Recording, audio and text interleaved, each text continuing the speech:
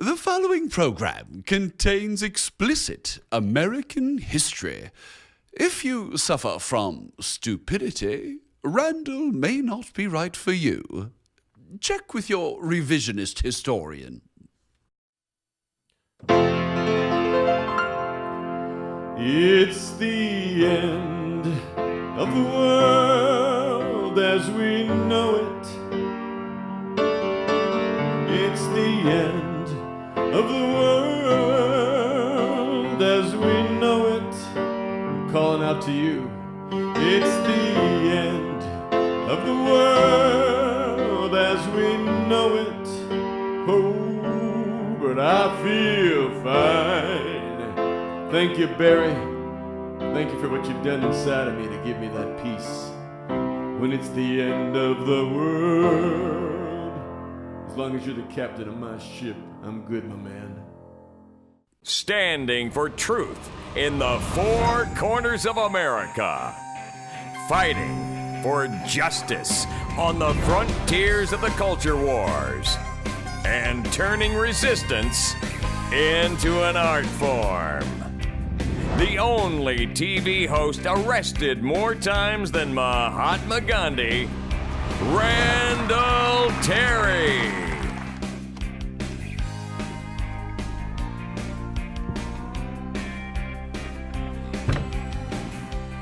I'm coming out of the closet. I'm an Orthodox Christian who believes that marriage should just be between a man and a woman. There, I said it.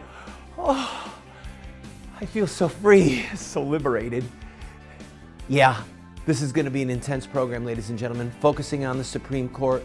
We're going to look at polling data as a part of this. We're going to talk to moms and dads and grandmas and grandpas on how they can protect their children and their grandchildren from this insidious social infection that ruins people's lives. And so many happy things as well. This'll be fun. And just to prove it to you, here comes a word of wisdom from the professore.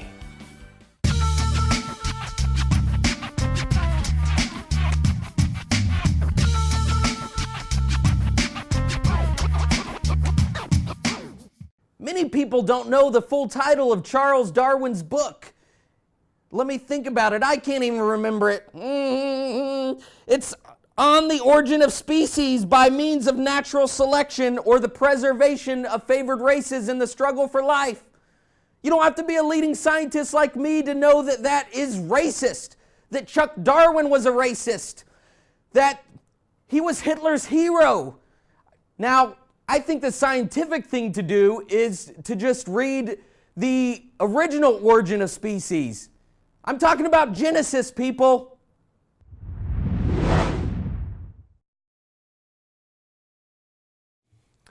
Welcome to today's program, friend. We're going to spend today and tomorrow focusing on the two cases that were just argued before the Supreme Court. One, of course, we dealt with yesterday, Proposition 8 in California, defining marriage between a man and a woman. And primarily today, we're going to focus on the oral arguments of DOMA, the Defense of Marriage Act, in which the Obama administration is basically saying we're not going to enforce the law. Now, so that you understand how troubling this is, when the president takes his oath of office, he swears an oath that he will uphold the Constitution of the United States and the laws of the United States of America. So stop and think with me. If a president takes the oath of office to uphold the laws of the United States of America, the Defense of Marriage Act being one of our laws, and then he gets in office and says, well, my political views have changed. Where does that leave us? Where does it leave the rule of law? If the President of the United States can simply willy-nilly tell the Solicitor General or the Attorney General, you know, I'm not sure that I like that law. I'm not sure I think it's constitutional. Let's not enforce it. Where does that leave us as a people who are supposed to be enjoying self-government, the rule of law? Now, early on in the oral arguments, 3 different justices jumped on the attorney who was defending the president's inaction. And we will now hear from first Justice Kennedy, and then Justice Roberts, and then Justice Scalia. And you can see, you'll hear, and read the words that are on your screen, you'll hear that it's starting to get pretty heated. Go ahead. Let me ask you, suppose that constitutional scholars have grave doubts about the practice of a president signing a bill but saying that he thinks it's unconstitutional. What do you call it? Signing statements or something like that. It seems to me that if we adopt your position, that would ratify and confirm and encourage that questionable practice. Because if the president thinks the law is unconstitutional, he shouldn't sign it according to some view. And that's a lot like what you're arguing here. It's very troubling.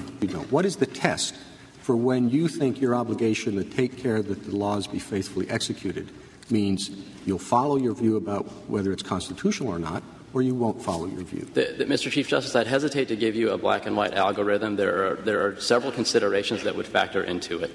One of the considerations... Excuse me, it's not your view, it's the president. It's only when the president thinks it's unconstitutional that you can decline to defend it?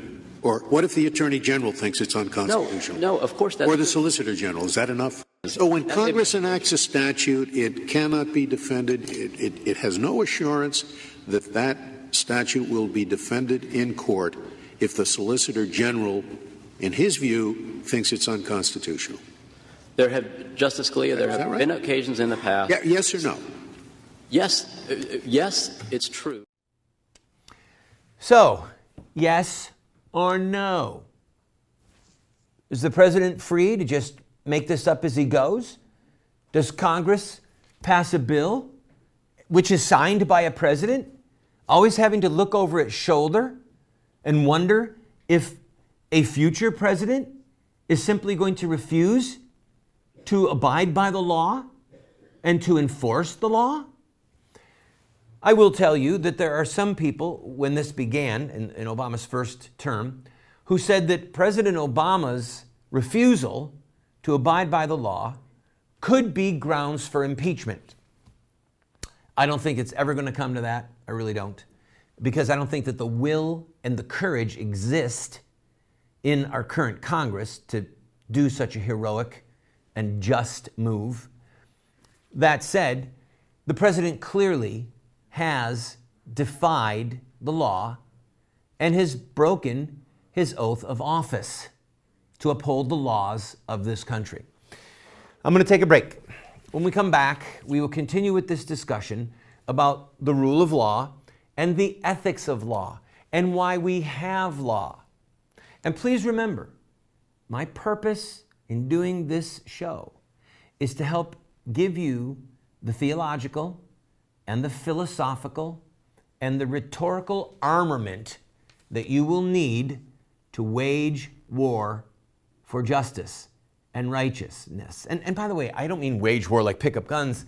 I mean pick up pens and quills and parchment and maybe guns, but that's down the road. We'll talk about that another time. I'll be right back.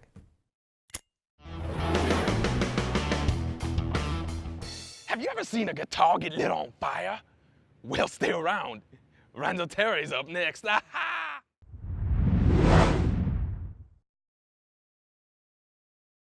How would you like to be able to reach hundreds of thousands, perhaps millions of potential customers with your product or your company or your web-based business? Well, you can do that right here on this show. Every single day, we get phone calls or letters or orders online from states all over the country where people are watching this television show. Right now, we are seen in 45 cities at 8:30 p.m. Eastern Time every night, and then a rerun again at 12:30 midnight. You can reach them using this show at advertising rates that are so inexpensive, it would blow your mind. So, if you're interested, contact us at the phone number that you see on the screen or the email address, and we can talk about how you can grow your business and help support this show.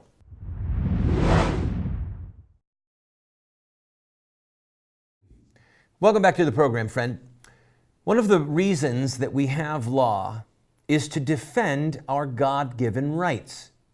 Okay? We have the right to life. We have the right to liberty. We have the right to property. And most laws emanate from that fountain, and the duty of civil government, the common good, the common pact, if you will, most of the duties of government are there, and the purpose of law is there to protect those God-given rights. So let me ask you a very simple question. Do homosexuals have the right to be married? If so, where does that right come from? You see, the founders of our republic said that all men are created equal and have been endowed by their Creator with certain inalienable rights. The right to life, liberty, and the pursuit of happiness is how it's worded in the Declaration of Independence. But the philosophical foundation from John Locke and from others was that God, our Maker, our Creator, has endowed us, given to us, inalienable rights, rights that cannot be separated from us. Okay? It's inalienable. You can't cut it apart. God has given us, our Maker, our Creator, has given us rights that cannot be taken away: the right to life, the right to liberty, and the right to property. Under our right to liberty, do we have the liberty, a God-given right, to do anything we want? Yes or no? Yes, we have the ability to do what we want. I could put a gun to someone's head and pull the trigger. I have the ability, the physical ability to do that. But do I have the right to do it? Given to me by God? I think you know the answer. No, I don't. And so the question concerning homosexuals is, do they have the right to be married in a same-sex union, a sexual act, because you have to have the consummation of a marriage for it to be a valid marriage. That involves coitus. It involves physical intimacy between a husband and a wife. If homosexuals commit indecent, unthinkable, unspeakable acts with each other, sexual acts, is that tantamount to the consummation of a true marriage? And do they therefore have the right given to them by God to say, we are married? Now, again, if you've got small children in the room, you might want to get them out. Part of the very definition of a true marriage is the consummation of the marriage. The act of husband and wife becoming one flesh is a holy act. The act of two men or two women involved in sexual relations with each other is not considered holy in the Scriptures, but to the contrary, it's called abominable. It's called evil. So if someone says that God has given the right to homosexuals to be married, then God must be schizophrenic, because that would mean that the very act that in part defines a marriage, which is holy for heterosexual couples and abominable for people practicing homosexuality, that the act itself is now sanctioned by God as a holy thing, and He's given them this right to do this and also the right to be married. Friends, it's philosophical insanity. I'm going to take a quick break. When we come back, our DC correspondent and pro-life warrior, culture warrior, Tea Party warrior, Andrew Beecham, has sent us some great footage from in front of the White House and some interviews that you're going to want to see. Don't go away.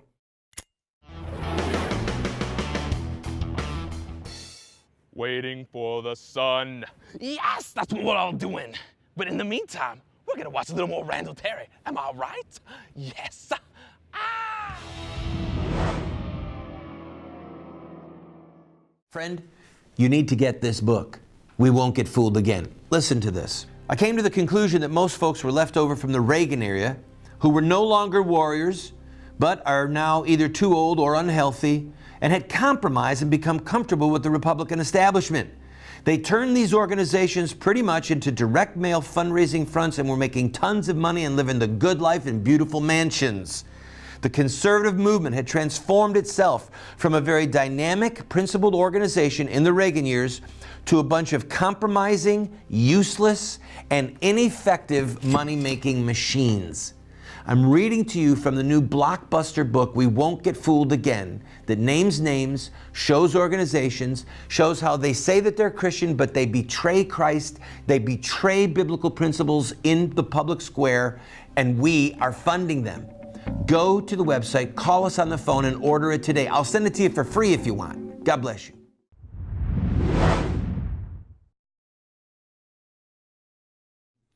Welcome back to the program, friend. Andrew Beecham, in front of the Supreme Court, not the White House, Randall, sent us this footage from the activities going on outside of the Supreme Court. Listen closely. There's a lesson here.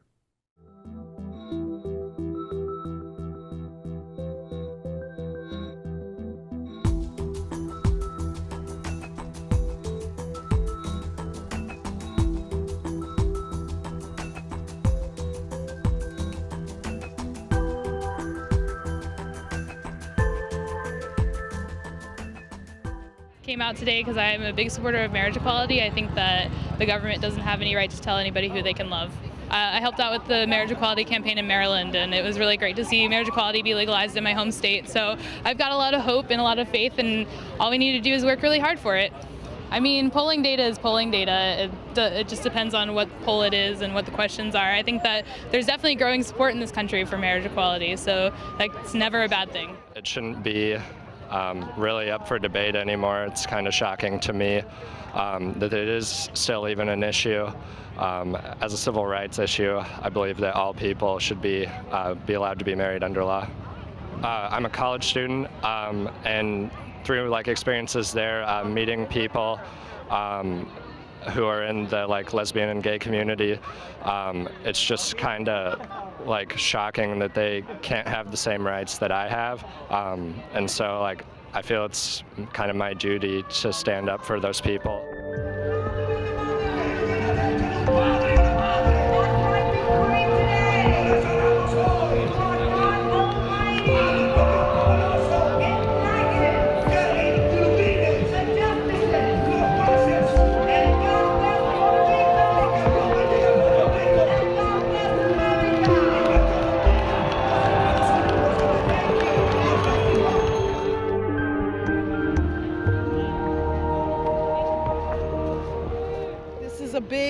Situation that we have here with the redefinition of marriage. We're not in agreement with it, and we wanted our voices to be heard. We wanted to be counted in the number that there are American citizens that do not want marriage redefined. It should stay the way it is. It's worked that way for all this time. God says it in His Word. That's what we believe, so that's why we're here. Well, if you take a very good look at my button and my hat, it says it all.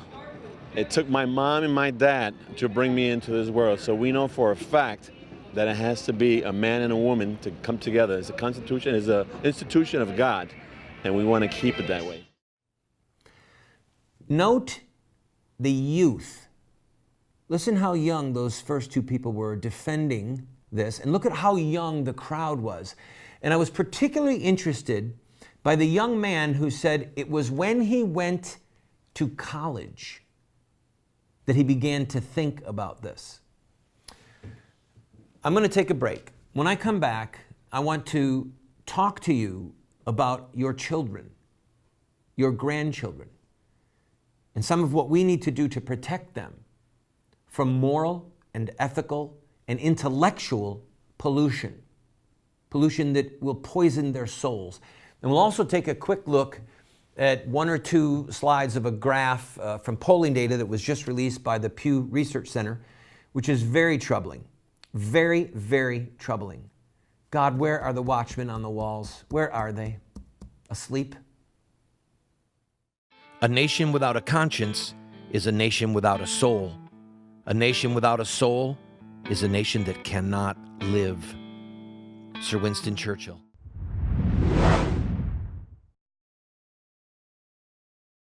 How would you like to be able to reach hundreds of thousands, perhaps millions of potential customers with your product or your company or your web-based business?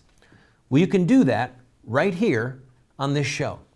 Every single day, we get phone calls or letters or orders online from states all over the country where people are watching this television show. Right now, we are seen in 45 cities at 8:30 p.m. Eastern Time every night, and then a rerun again at 12:30 midnight. You can reach them using this show at advertising rates that are so inexpensive, it would blow your mind. So, if you're interested, contact us at the phone number that you see on the screen or the email address, and we can talk about how you can grow your business and help support this show. Moments with Moses. And for those of you that are left, I will send faintness into their hearts in the lands of their enemies. The sound of a driven leaf shall put them to flight, and they shall flee as one flees from the sword, and they shall fall when none pursues.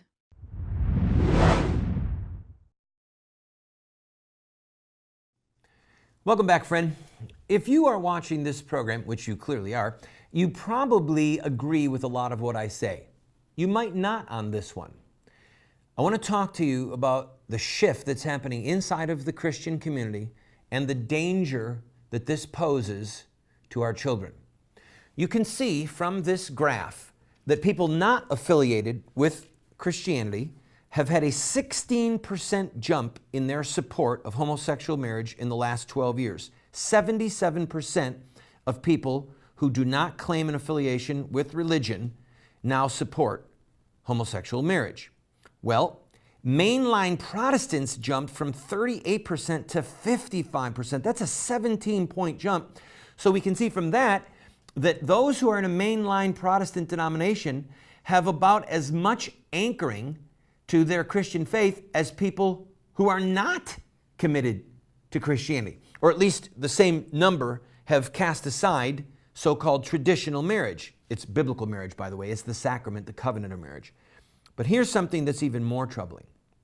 Catholics went from 40% to 48%, and even more shocking, evangelicals went from 13% support to 24% support, an 11-point jump.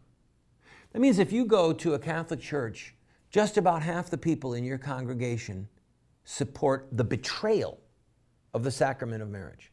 If you go to an evangelical church, Baptist, Assembly of God, whatever, 1 in 4 people sitting in the pew have surrendered this aspect of their faith. 1 in 4. This shows the crisis in our leadership. It shows that Catholic bishops and priests, evangelical pastors and superstars on TV and on the radio have simply failed in their duty as watchmen on the wall. But there's an even greater threat, and I'm going to pick this theme up tomorrow, but I want to talk to you about it at least in the closing minute. Our children are at risk. Our children are at risk. This is not simply a theological debate or discussion.